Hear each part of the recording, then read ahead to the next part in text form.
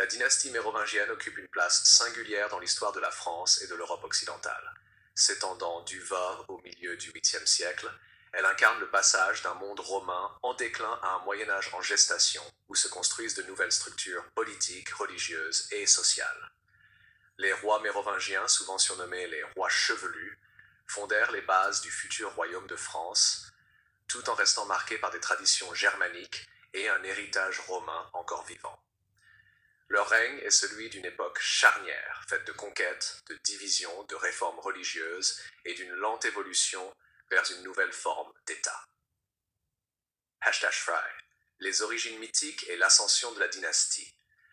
La dynastie tire son nom de Mérové, personnage semi-légendaire qui aurait dirigé les Francs-Saliens vers le milieu du VIe siècle.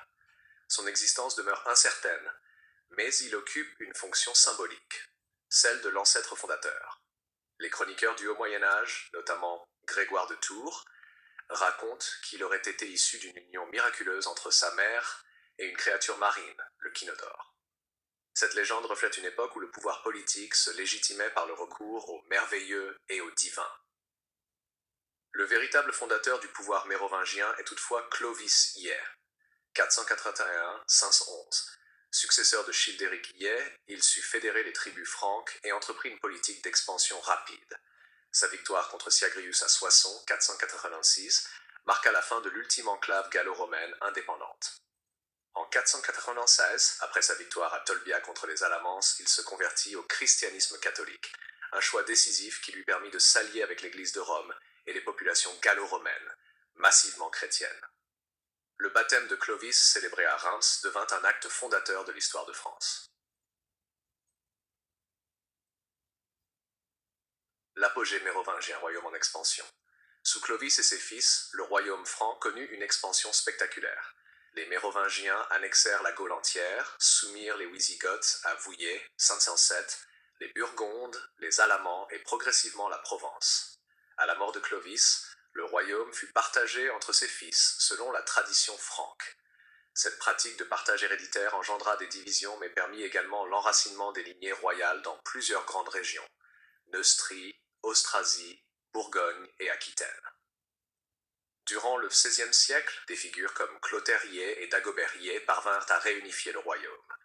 Dagobert, 629-639, souvent considéré comme le dernier grand roi mérovingien, renforça l'autorité royale, soutint l'abbaye de Saint-Denis et fit rayonner la cour mérovingienne comme centre de pouvoir. La monnaie mérovingienne, frappée dans de nombreux ateliers, témoigne d'une économie dynamique bien que fragmentée.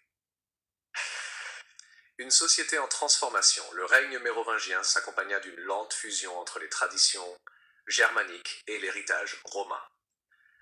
Les Francs, initialement un peuple guerrier germanique, adoptèrent progressivement la langue latine vulgaire, qui deviendra le français, ainsi que les institutions administratives romaines. La noblesse guerrière franque dominait la société, mais l'Église prit un rôle croissant dans la vie politique et culturelle. Les évêques étaient souvent d'influents conseillers royaux. Par ailleurs, les monastères, fondés par des figures comme saint Colomban ou saint Éloi, devinrent des foyers d'évangélisation et de culture. La justice, sous les Mérovingiens, reposait sur des lois écrites, telles que la loi salique, compilation des coutumes franques. Celle-ci définissait les règles de succession, de propriété et de réparation des crimes par le paiement du wergeld, prix du sang.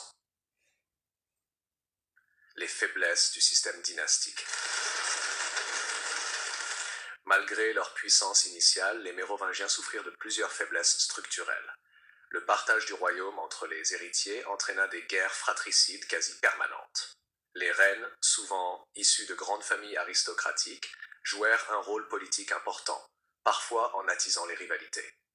Les chroniques évoquent notamment les luttes acharnées entre Bruno et Frédégonde, véritables figures de la violence et de la diplomatie de l'époque. Par ailleurs, l'autorité royale se fragilisa au fil des générations. Après Dagobert Ier, les successeurs furent surnommés les rois fainéants, non pas qu'ils fussent tous inactifs, mais parce que le pouvoir effectif passa progressivement aux mains des maires du palais. Ces hauts fonctionnaires, initialement intendants de la maison royale, devinrent les véritables détenteurs du pouvoir politique et militaire. L'ascension des maires du palais. Dès le 7e siècle, les maires du palais, issus de l'aristocratie franque, commencèrent à jouer un rôle décisif. Dans l'Austrasie, les Pipinides, ancêtres des Carolingiens, consolidèrent leur influence.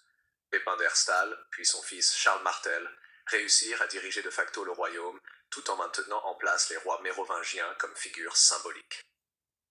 Charles Martel, 718-741, est resté célèbre pour sa victoire à Poitiers, 732, contre les troupes musulmanes venues d'Espagne. Cette bataille, longtemps glorifiée comme un tournant majeur, renforça l'autorité des Pipinides. À travers leur réseau d'alliances et leur contrôle militaire, ils préparèrent la transition vers une nouvelle dynastie. La fin des Mérovingiens et l'avènement des Carolingiens. Le dernier roi mérovingien, Childéric Feu, ne fut qu'un roi d'apparat, sans véritable pouvoir. En 751, Pépin le Bref, fils de Charles Martel et maire du palais, décida de franchir le pas.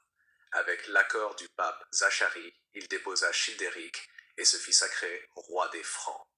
Cet acte marqua la fin de la dynastie mérovingienne et l'entrée de la dynastie carolingienne, appelée à dominer l'Europe avec Charlemagne.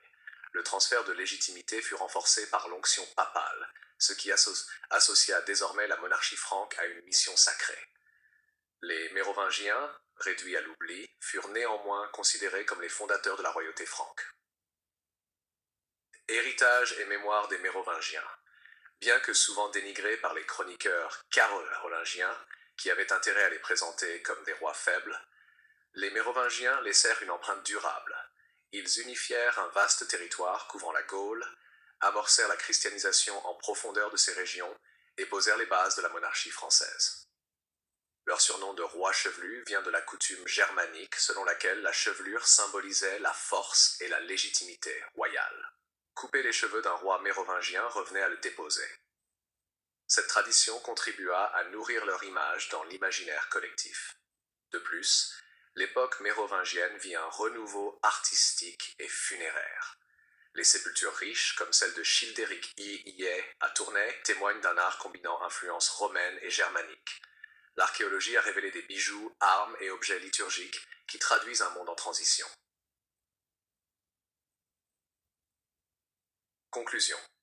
Les Mérovingiens, bâtisseurs d'un royaume. La dynastie mérovingienne incarne une époque charnière, à la croisée du monde antique et du Moyen-Âge. De Clovis à Dagobert, ils posèrent les fondations du royaume franc, alliance de traditions germaniques et d'héritage romain sous l'égide du christianisme. Leur faiblesse institutionnelle, marquée par les divisions et l'emprise croissante des maires du palais, conduisit à leur effacement au profit des Carolingiens. Pourtant, sans les Mérovingiens, l'histoire de France et d'Europe n'aurait pas connu la même trajectoire. Ils furent les artisans d'une première unification de la Gaule, et leur héritage continua de nourrir la mémoire monarchique française. Leur règne, loin d'être un simple prélude, constitue une étape essentielle de la construction politique, religieuse et culturelle de l'Occident médiéval.